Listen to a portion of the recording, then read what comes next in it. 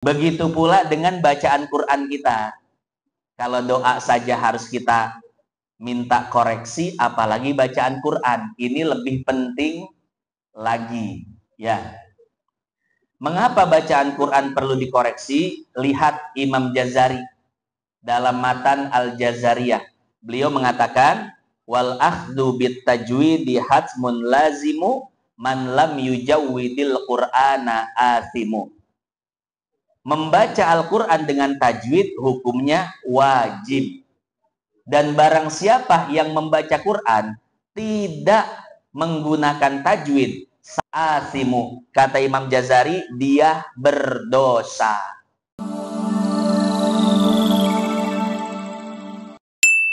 Assalamualaikum warahmatullahi wabarakatuh.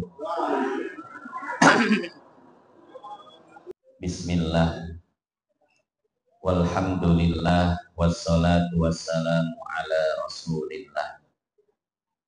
Qala ta'ala yarfa'illahu alladhina amanu minkum walladhina utul ilma darajat. Wa qala nabi sallallahu alaihi wasallam man salaka tariqan yaltamisu fihi ilman sahalallahu lahu bihi tariqan ilal jannah. Yang saya hormati dan saya muliakan segenap hadirin wal hadirat, jamaah Majlis Taklim Aisyah Basuri, wabil khusus sahibul bait Bapak Haji Omin dan Ibu Hajjah Kokong beserta keluarga, anak, cucu, mantu, kita doakan semuanya. Mudah-mudahan Allah panjangkan umurnya, disehatkan badannya, dimudahkan segala urusannya, urusan dunianya, urusan akhiratnya. Amin ya rabbal.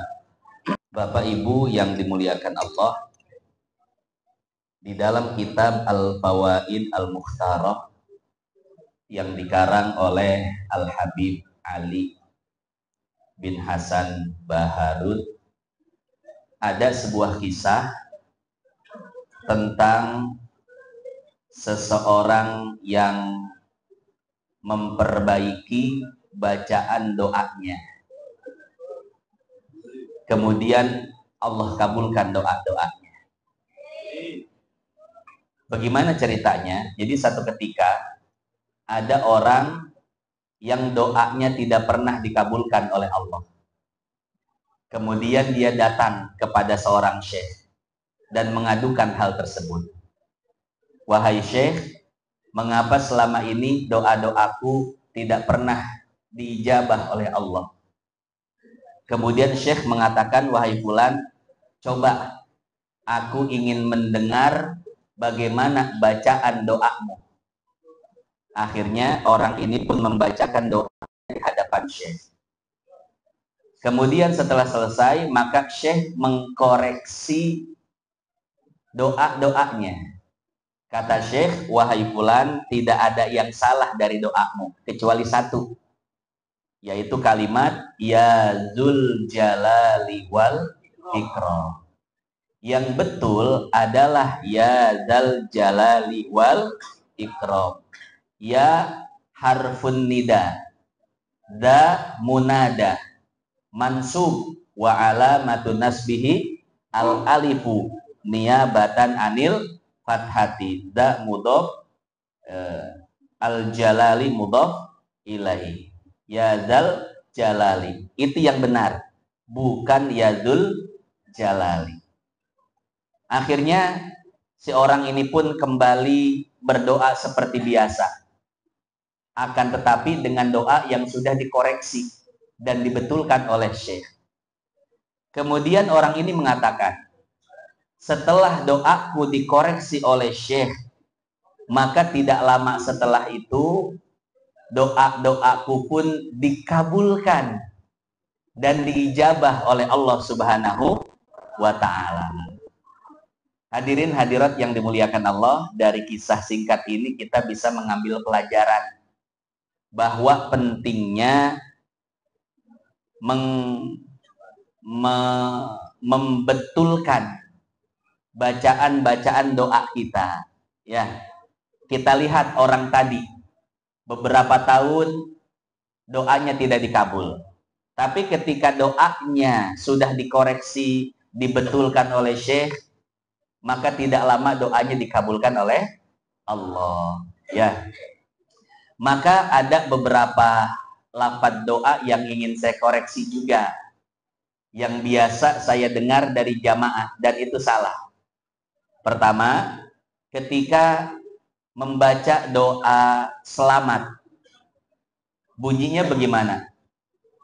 Allahumma inna nas'aluka salamatan fid din wa afiatan wa ziyadatan wa barokatan.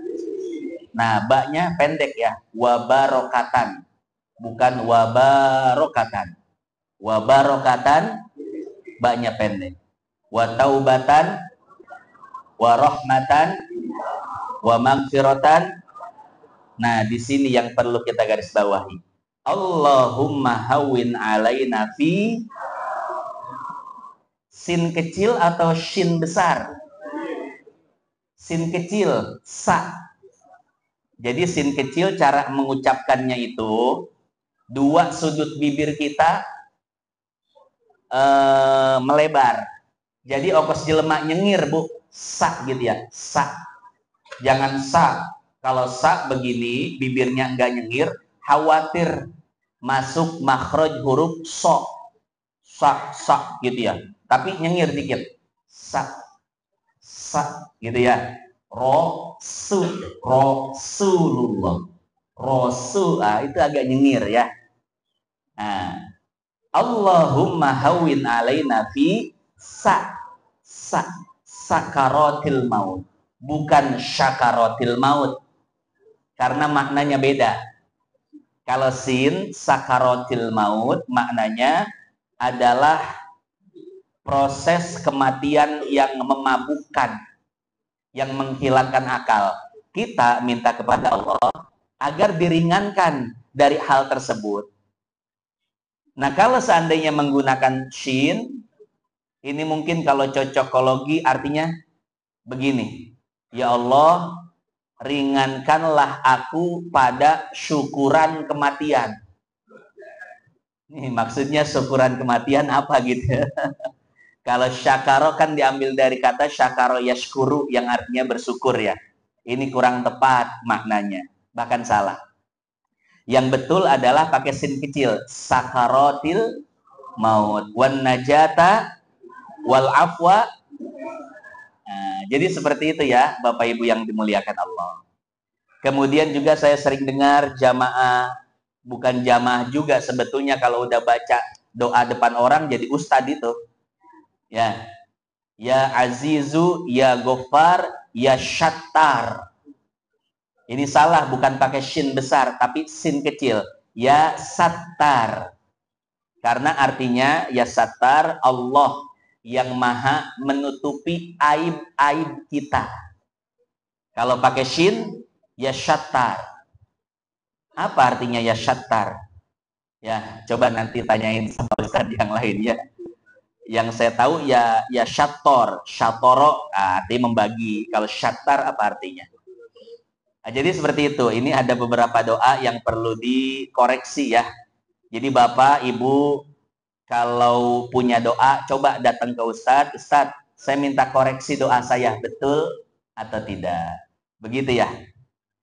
Begitu pula dengan bacaan Quran kita.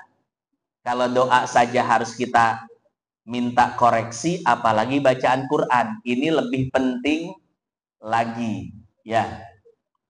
Mengapa bacaan Quran perlu dikoreksi? Lihat Imam Jazari dalam matan Al-Jazariyah. Beliau mengatakan, wal akhdhu bit tajwidi hatmun lazimu man lam yujawwidil qur'ana athimu. Membaca Al-Quran dengan tajwid hukumnya wajib. Dan barang siapa yang membaca Quran tidak menggunakan tajwid, sakadaek, sakahayang, semau gue, asimu. Kata Imam Jazari, dia berdosa. Mengapa berdosa? Li'annahu bihil ilahu anzala wa hakadha minhu ilaina wasala. Karena Al-Quran diturunkan satu paket dengan tajwidnya. Dan bacaan itulah yang sampai kepada kita, baik lewat qiraat Asim atau qiraat Kunbul, qiraat Abu Amr, qiraat Ibnu Katsir, semuanya satu paket dengan tajwid. Makanya dosa kalau baca Quran tidak pakai tajwid. Apalagi jadi imam. Ini hati-hati ya. Jadi imam masjid besar pinggir jalan, bahasa orang nama ulah ngerakeun. Masjid gede anu hadir jamaah kan lain jelema bodoh kabeh, Pak. Yang hadir sholat jamaah di masjid ustadz, kadang kiai, ahli tajwid, ahli qiraat. Ketika mendengar bacaan imam masjid gede pinggir jalan berantakan, ini setidaknya membuat ya DKM dan seluruh jajaran pengurusnya, seperangkat alat sholatnya itu setidaknya malu ya. Maka ini yang perlu kita perbaiki. Dan jarang orang yang mau mempelajari tajwid. Kalau jiping, tahu jiping Bu? Ngaji kuping kayak sekarang rame. Apalagi kalau ustadznya bisa ngelawak. Sayangnya saya nggak bisa ngelawak. Kalau saya bisa ngelawak, saya udah ikutan stand up komedi Indonesia. Nah, jadi ngaji tajwid itu jarang peminatnya, jarang penggemarnya, sedikit. Padahal itu yang paling penting buat hidup kita. Kita kalau galau, resah, gelisah, banyak pikiran, obatnya apa? Bukan ngaji, baca Quran. Baca. Maka beruntung Bapak Ibu yang Bapak Ibu sudah bisa baca Quran sesuai dengan makharijul huruf dan tajwidnya. Kenapa? Karena ketika Bapak Ibu galau, resah, gelisah, gampang. Tinggal buka Quran, kemudian baca. Ala bidzikrillahi tatmainnul qulub. Itulah yang akan menenangkan hati kita. Apalagi bisa baca kitab kuning Bapak Ibu, enak. Kalau yang bisa baca kitab gundul, kitab kuning, kayak para ustadz, para kiai, kalau galau itu cuman tinggal buka kitab. Pengen cerita-cerita, buka kitab tentang kisah-kisah.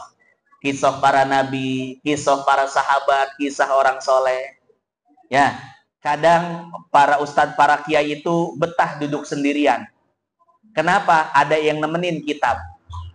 Kalau kitab lagi cerita sedih, tiba-tiba nangis sendirian. Kitab lagi cerita seneng, ketawa sendirian.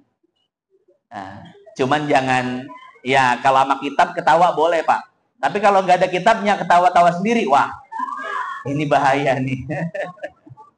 Ya, makanya beruntung orang yang bisa baca Quran, orang yang bisa baca kitab gundul. Orang yang bisa baca kitab gundul nggak perlu teman sebetulnya Pak. Ya, bisa berteman dengan kitab-kitab. Bahkan khairu jalisin fiz zamani kitabun. Sepaling-paling baik tempat teman duduk adalah kitab. Dia adalah teman yang tidak akan menyakiti kita, teman yang tidak akan menggunjing kita, teman yang tidak akan menyebar aib kita. Kitab, ya. Mau sedih-sedihan ada di kitab, mau lucu-lucuan ada di kitab. Lagi galau, resah, gelisah bisa diobati dengan kitab. Terutama kitabullah, yaitu Al-Quranul. Makanya saya motivasi buat jamaah, ayo yang belum lancar baca Quran, cari ustadz, cari tempat pengajian Al-Quran. Buat apa? Keuntungannya bukan buat saya, bukan buat orang, tapi untuk diri sendiri. Saya jamin Bapak Ibu bisa baca Quran, plus baca juga Qurannya, mukanya ceria. Nggak galau, resah, gelisah, nggak kisyut. Nyawa kisyut, bu kisyut. Jadi amun banget tadi julot teh, asum banget. Ya. Apalagi Bapak Ibu yang mungkin sudah berumur. Ya, udah tua umurnya. Ya, apalagi coba yang dicari. Saya aja yang masih muda, saya udah kepikiran. Nanti kalau udah tua, saya pengen fokus duduk sama Al-Quran, baca Quran, mengkaji tafsirnya, maknanya. Saya pengen fokus ke situ aja dah. Ya, Bapak Ibu harus punya rencana seperti itu. Rek naon atau hirup di dunia mah, Bu. Ngudag-ngudag dunia capek. Sekedarna we dunia mah sekedarna, sakapanggihna. Sisanya kita gunakan duduk, baca Quran, menghadap Allah Subhanahu wa taala sambil nungguan Pak. Ulah serius teuing ngomongkeun pae teh. Ulah sieun teuing ka pae teh, ye urang mah tibang cangkang. Jasad ini ketika mati, maka dia akan dimandikan, dikafani, disolatkan, dikuburkan, dimakan cacing. Selesai, Pak. Game over udah. Hakikatul insan, hakikat kita itu ruhnya. Maka nggak usah sedih, pisah sama anak, keluarga. Kenapa? Cuman pindah tempat doang.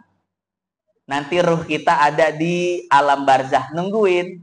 Saha ieu jamaah Aisyah Basuni nu arek nyusul. Ditungguan, Pak.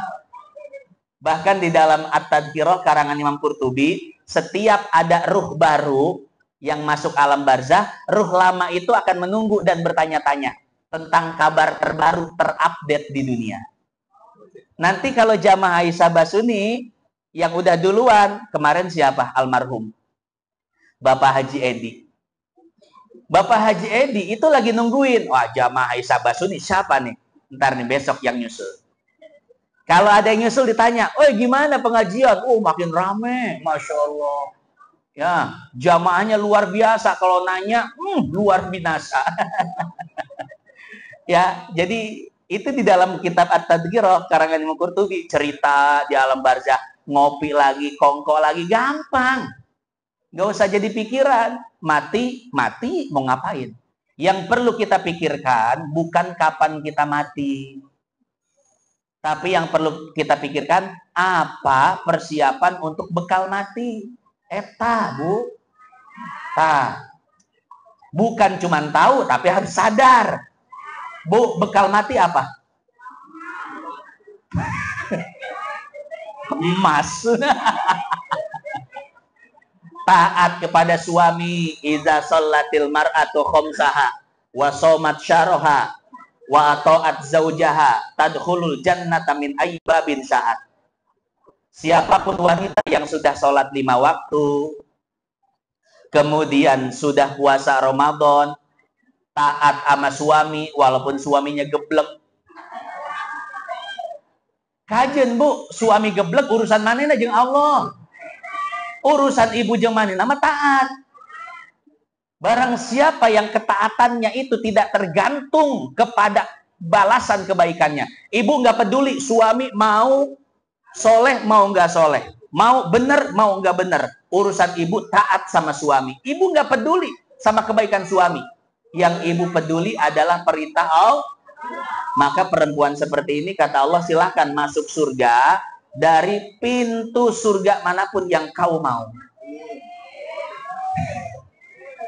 Kadang kan kalau pasangan zaman now, perempuan zaman sekarang, kalau suamiku baik, aku akan lebih baik. Suamiku perhatian, aku akan lebih perhatian. Salah. Nggak betul, itu salah. Kalau kebaikan kita kaitkan dengan kebaikan orang lain, ketika orang lain berbuat jahat, kita akan jahat. Betul ya? Tapi kebaikan kita niatkan karena Allah. Kita taat kepada suami, Bu, karena Allah. Bukan karena kebaikan suami. Kita sayang pada anak, perhatian pada anak, karena Allah. Bukan karena anaknya baik-baik, bukan. Karena kewajiban. Begitu pula bapak. Bapak sayang, perhatian, tanggung jawab kepada istri bukan karena istrinya pinter masak, pinter dandan, bukan. Tapi karena itu perintah Allah. Bodoh teuing pamajikan arek dangdana kos kumakas ondel-ondel sugan. Aingnya bakal tanggung jawab, bakal sayang. Kenapa perintah Allah? Bukan karena istriku pandai bersolek, bukan. Bersolek urusan 18. Ya, urusan pertama adalah perintah. Istri mau masaknya enak, gak enak, saya tetap berbuat baik dan perhatian pada istri. Kenapa? Perintah Allah. Jadi kalau pasangan suami istri bergantung dengan kebaikan masing-masing, cepat selesai rumah tangga, Pak. Ya, game over. Maka lakukan semuanya karena Allah, insya Allah semuanya akan bertahan. Awet sampai hari kiamat. Daek bu, kapangi kiamat. Saya mambung.